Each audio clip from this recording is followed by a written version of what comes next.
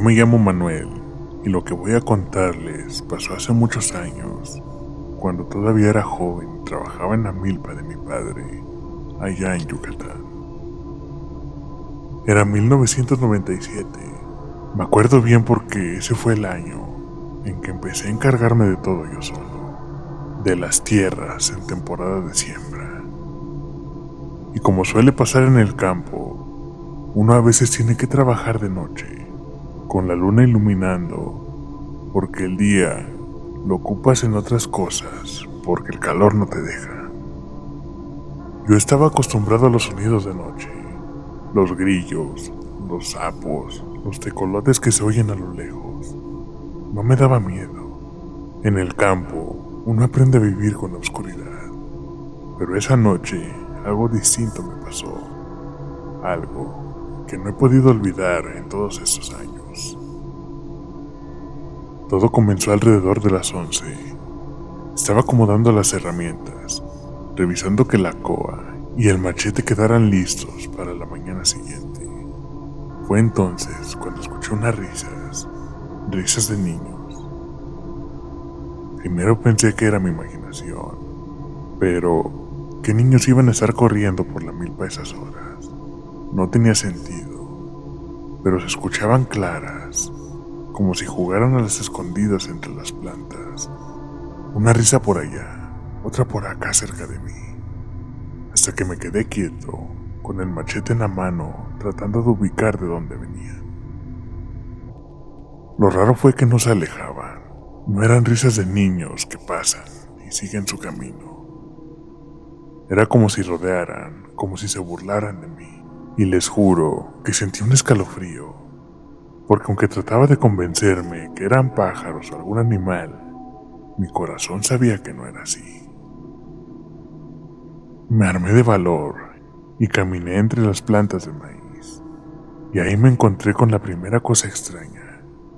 Mis herramientas no estaban donde yo las había dejado. El azadón estaba más lejos, tirado en la tierra.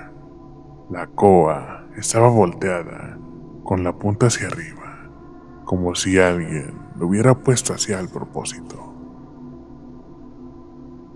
Ahí fue cuando me puse nervioso. Nadie más estaba conmigo. Yo había llegado solo y nadie sabía que trabajaba hasta tarde. Me agaché para recoger el azadón y fue entonces cuando vi unas huellas. En la tierra suelta había marcados pies pequeños, muy pequeños, como de un niño de 3 años quizá, pero no eran normales, eran demasiado chicos para estar ahí, en medio de la milpa y a esas horas de la noche. Yo los miraba y el sudor me recorría por la espalda aunque la noche estaba fresca. Seguí con la mirada aquellas huellas y me llevaron hasta la otra orilla del sembradío, pero ahí se perdían de repente, como si quien los hubiera dejado hubiera desaparecido en el aire. En ese momento lo único que pensé fue: Dios, ¿qué está pasando aquí? Y como si hubieran escuchado lo que pasaba, de pronto algo me aventó una piedra. Sentí el golpe en el suelo a un lado de mí. Brincó la tierra y yo volteé de inmediato, con el machete en la mano, dispuesto a enfrentarme a quien fuera quien estuviera ahí. Pero no había nadie. Miré a todas direcciones, pero solo estaba yo, la milpa y la luna alumbrando. Entonces otra piedra cayó, esta vez más fuerte y más cerca, rozando mi pierna. Y otra risa, esa risa aguda, burlona, como la de un niño travieso. Ahí sí, el miedo me ganó. No era miedo de ver algo con mis propios ojos. Era miedo de sentir que me estaban probando, jugando conmigo, como si yo fuera su entretenimiento. Quise salir de la milpa, pero cada paso que daba sentía como si algo me siguiera. No los veía, pero escuchaba ese correteo, esos pasitos chiquitos a mi alrededor, y las risas. siempre las risas. Recé, no me da pena decirlo, empecé a rezar en voz baja, pidiéndole a Dios que me dejara regresar a mi casa, y poco a poco los sonidos se fueron alejando. Las risas se hicieron más lejanas hasta perderse en el monte. Cuando llegué a mi casa, mi madre me vio pálido, me preguntó qué es lo que me pasaba y yo solo le dije, allá en la milpa no estaba solo. Ella, que era una mujer de campo y sabía de esas cosas, me miró fijo y me dijo, ya no trabajes de noche, Manuel, a esas horas los que andan ahí no son humanos. Desde entonces, nunca volví a quedarme tan tarde en la milpa. El recuerdo de esas huellas pequeñas y esa piedra cayendo junto a mí, como lanzada por unas manos invisibles, se quedó marcado para siempre. Yo no sé si ustedes me crean esa historia, pero yo les digo la verdad. No estaba borracho, no estaba cansado de más, y no era mi imaginación. En la milpa esa noche había algo pequeño, que se reía como un niño pero no era un niño. Y aunque ya pasaron tantos años, cada vez que voy al campo de noche, me detengo un momento y pienso, ¿qué tal si esta cosa vuelve a aparecer?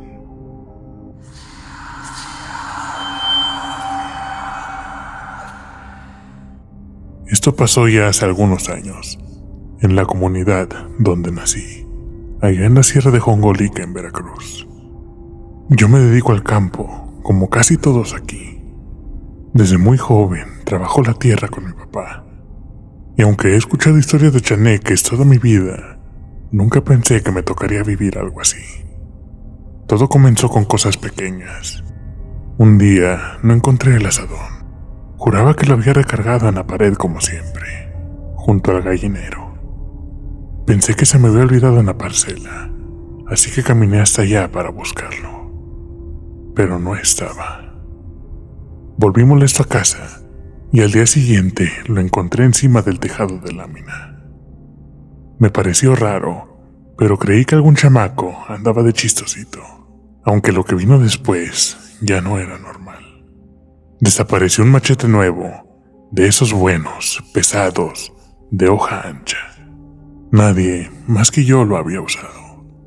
Y luego desaparecieron las pinzas, las tijeras de poda, y hasta una cubeta con mezcla que usaba para reparar una cerca. Siempre pasaba lo mismo. Los objetos desaparecían sin dejar rastro, y aparecían en lugares donde era imposible encontrarlos. Una vez encontré una pala atravesada en un árbol, como si alguien lo hubiera lanzado y se hubiera clavado ahí. La otra vez hallé las pinzas colgadas como ropa. Estaban en un alambre a más de 2 metros de altura. Pensé que alguien se estaba burlando de mí, pero no había huellas, nadie había entrado al terreno. Una noche decidí quedarme despierto, escondido detrás del cobertizo. Eran como las 2 de la madrugada cuando empecé a escuchar algunas risas, pero no eran risas normales, sonaban muy bajito, estaban apagadas como si alguien se estuviera tapando la boca con las manos. Y luego escuché cómo arrastraban algo. Era un objeto pesado de metal. Me asomé y no vi a nadie, pero la carretilla que tenía encadenada junto al pozo ya no estaba. Fue ahí cuando le conté a mi abuela y ella me dijo que ya era hora de ir con don Braulio, el cual era un curandero del pueblo. A la mañana siguiente fui con él. Él me escuchó con calma y como si no le sorprendiera nada, me dijo sin rodeos: no eres el primero, los chaneques están jugando contigo. En ese momento yo me reí, le dije que esos eran puros cuentos y que no existían.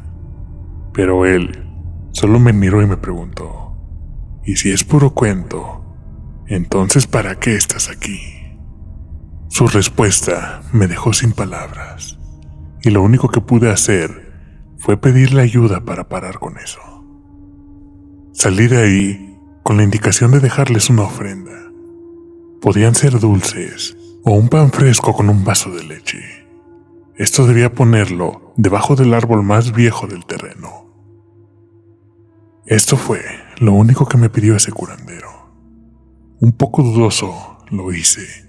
Me sentía tonto, pero esa semana no desapareció nada, ni una herramienta, ni siquiera un tornillo.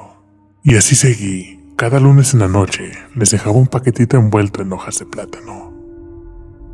Todo iba bien hasta que me confié. Un día no tuve tiempo de ir al mercado y pensé que no pasaría nada si no les dejaba nada esa noche. Al fin y al cabo, ya había pasado más de un mes sin que desapareciera nada. Esa misma noche escuché un estruendo. Salí corriendo con lámpara en mano y me encontré con la bodega abierta. Estaba todo tirado, los clavos esparcidos por el suelo, las maderas movidas, el machete nuevo clavado en el tronco del guamúchil y la carretilla. La carretilla estaba boca abajo, a más de 100 metros de distancia, como si alguien la hubiera arrastrado o aventado con coraje. Desde entonces no he vuelto a fallarles. Cada lunes, aunque esté lloviendo, aunque esté enfermo y no tenga ganas, les dejo su ofrenda. Porque entendí que no era un juego, que lo que parecía broma en realidad era real. No les tengo miedo, pero sí respeto. Hoy les puedo asegurar que los chaneques son reales. Viven en los montes, en los árboles viejos y en los lugares que uno cree que están vacíos. Y aunque no se ven, sé que están ahí presentes.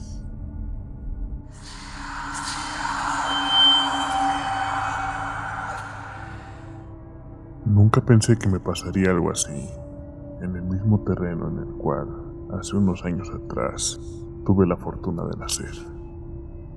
En la tierra que he pisado desde que tengo memoria, donde he sembrado, donde he criado a mis animales, y donde cada árbol tiene nombre, esto porque lo sembró mi padre o mi abuelo. Me llamo Pedro, soy un campesino de la Sierra de Guerrero, de un rancho cercano a Chilapa. Actualmente tengo más de 50 años, y aunque siempre he sido un hombre de pocas palabras y ajeno a las supersticiones, desde aquella tarde no he vuelto a caminar solo por el monte. Yo no creo en los temas paranormales, nunca me han gustado. Me río cuando la gente habla de brujas, duendes o nahuales. He escuchado 1000 historias en las reuniones, en los velorios, cuando los hombres se juntan con una cerveza o un mezcal en mano para platicar. Yo siempre decía que eso era puro cuento, cuentos para asustar a los niños, hasta que ese día, ese maldito domingo, me pasó. No me pasó en una noche lluviosa, no fue en luna llena, ni siquiera era de madrugada. Era una tarde normal, común y corriente como cualquier otra. Era calurosa, con el cielo azul despejado y los árboles quietos.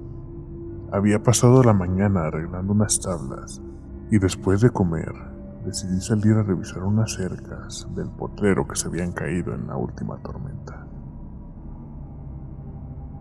Mi machete en el cinturón, mi sombrero de palma y mi perro Tizón caminando detrás de mí, con la lengua de fuera.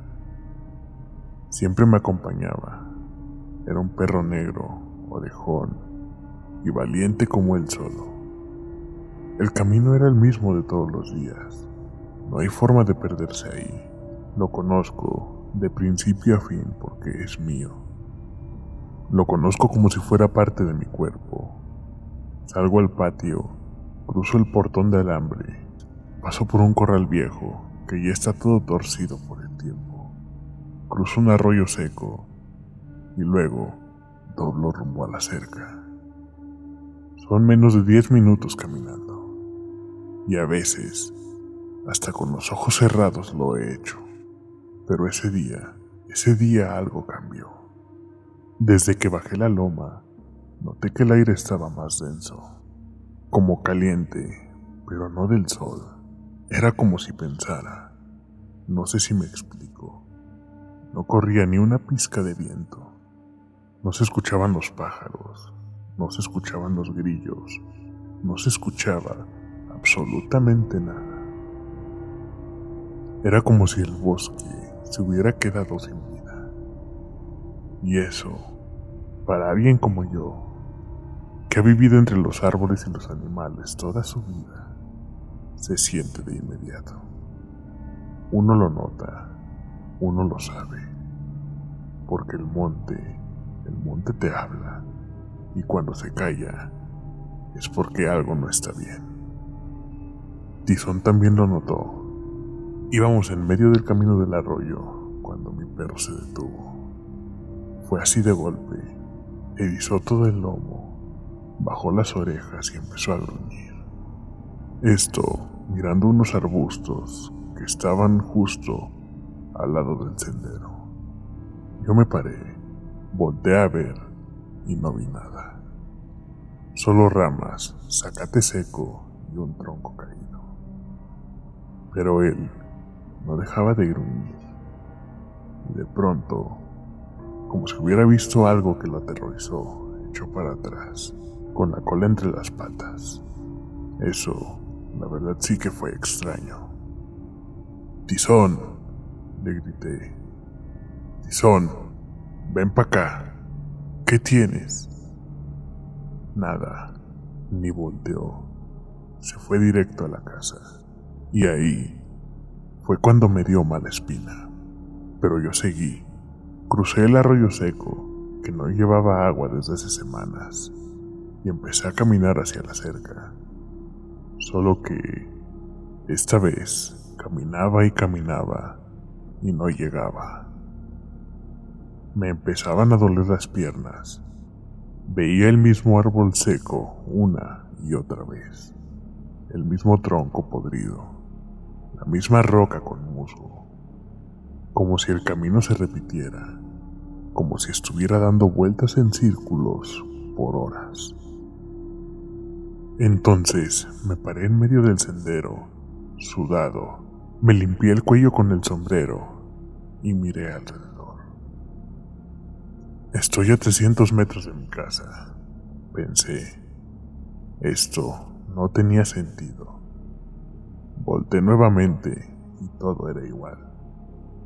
El monte cerrado, las ramas inmóviles, el cielo ahora cubierto con nubes que no estaban ahí desde hace rato.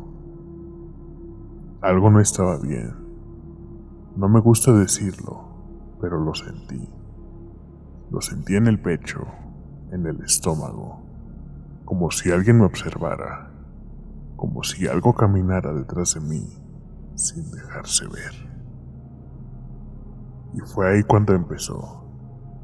La primera risa, leve, como un niño, como una risita tonta escondida. Me paré en seco y miré a todos lados. No había nada. ¿Quién anda ahí?, dije fuerte, solo para oírme a mí mismo, solo para que no me ganara el miedo. Entonces vino otra risa, esta vez más cerca, justo a mi izquierda, y luego una voz. No puedo explicar bien cómo era. No era fuerte, no era gritada, era como un susurro, pero un susurro que entraba directo al oído, aunque no supieras de dónde venía. Pedrito, Pedrito. Esa voz dijo mi nombre. Pedrito. Fue entonces cuando me paralicé y la volví a escuchar. Pedrito, ven. Ahí fue cuando supe que no era un niño, porque no era una voz cualquiera. Era una voz vieja, pero aguda, como la de un anciano intentando imitar a un niño, burlándose. Y lo peor no fue escucharla. Lo peor fue que me llamó por mi nombre de niño, Pedrito. Así me decía mi abuela cuando tenía 6 o 7 años. Nadie más me dice así desde entonces. Nadie. Sentí un escalofrío que me bajó por la nuca hasta los talones. Por un segundo me quedé tieso, con los ojos clavados en el monte frente a mí, tratando de encontrar algo entre las ramas, entre los troncos. Pero no había nada visible. Sin embargo, sabía que algo me estaba viendo, algo que estaba ahí, en algún rincón desde ese silencio pesado. Intenté caminar de regreso, pero el camino ya no estaba. Al dar vuelta, me encontré con un paisaje que no era el mismo. Los árboles se veían más altos, el suelo parecía más oscuro, las ramas estaban torcidas, como si se hubieran inclinado para cerrar el paso. Me entró un sudor frío y comencé a caminar rápido, luego más rápido, y luego ya no caminé. Ahora estaba corriendo, intentando salir de ese lugar. Corría, y cada paso me parecía igual al anterior. Era como correr en el mismo punto. Todo el monte era un solo círculo, un solo túnel, un laberinto invisible. No entendía nada, pero lo que más me asustaba era no poder sentir la salida. Y entonces volvieron las risas, más cercanas, como si se movieran conmigo, a la izquierda, a la derecha, detrás, y otra vez esa voz. Pedrito, ya no quieres jugar. Me llevé la mano al pecho, el corazón me retumbaba, me dolía. Nunca había sentido un miedo así. Y he estado en tormentas, en derrumbes, entre animales salvajes y bravos. Pero esto era distinto. Esto era diferente. Era un tipo de miedo desconocido para mí. Un miedo que me venía del alma. Entonces fue cuando recordé las palabras de mi abuelo. Mi abuelo Marcelino fue el primero que me enseñó a sembrar maíz. Me crió más que mi propio padre.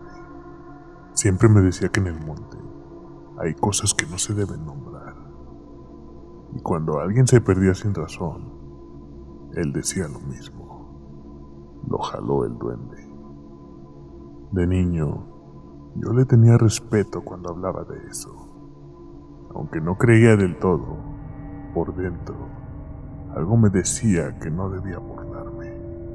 En ese momento, en medio del monte, entendí por qué.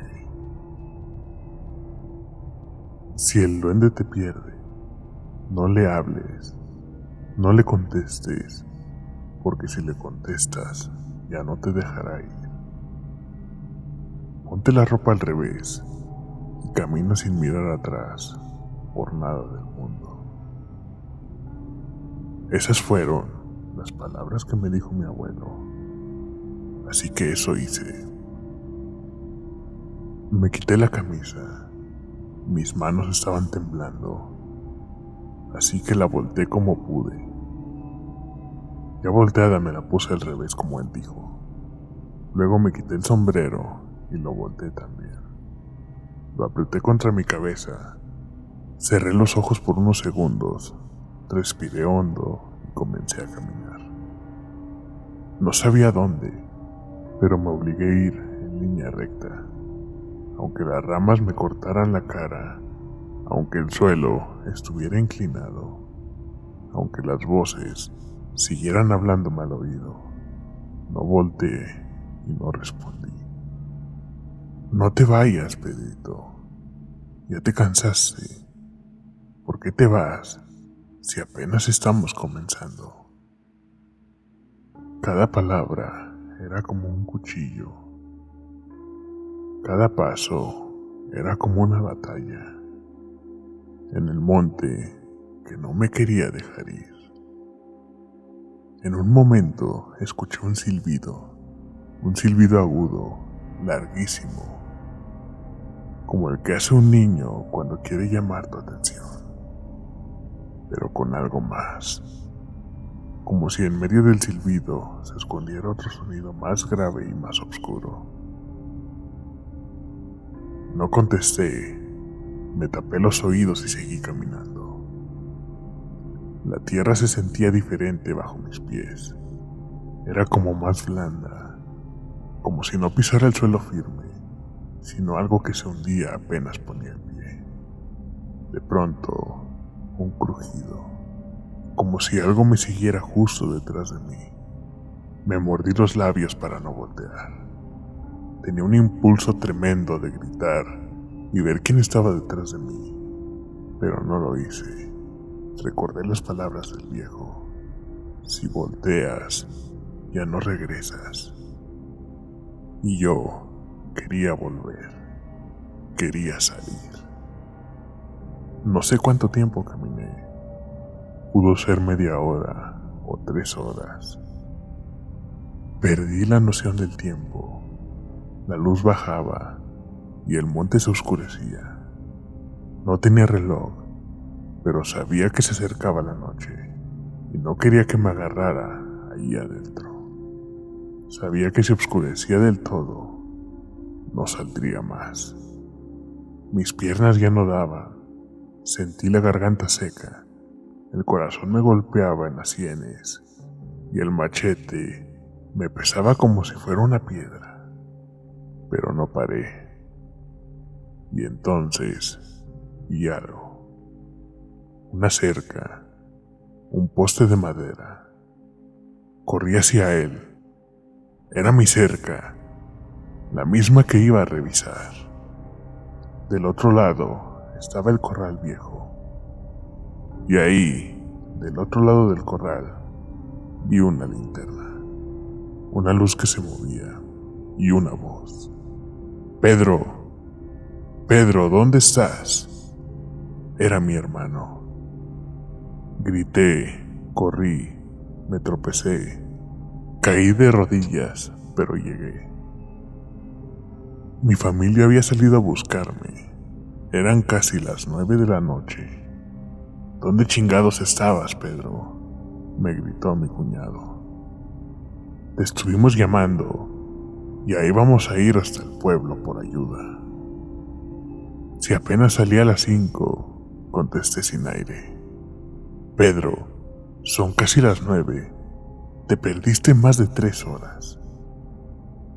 Yo no entendí nada. Vi el cielo oscuro, lleno de estrellas. Vi mi casa allá abajo, con las luces encendidas, y vi a Tizón tirado en el patio, temblando todavía.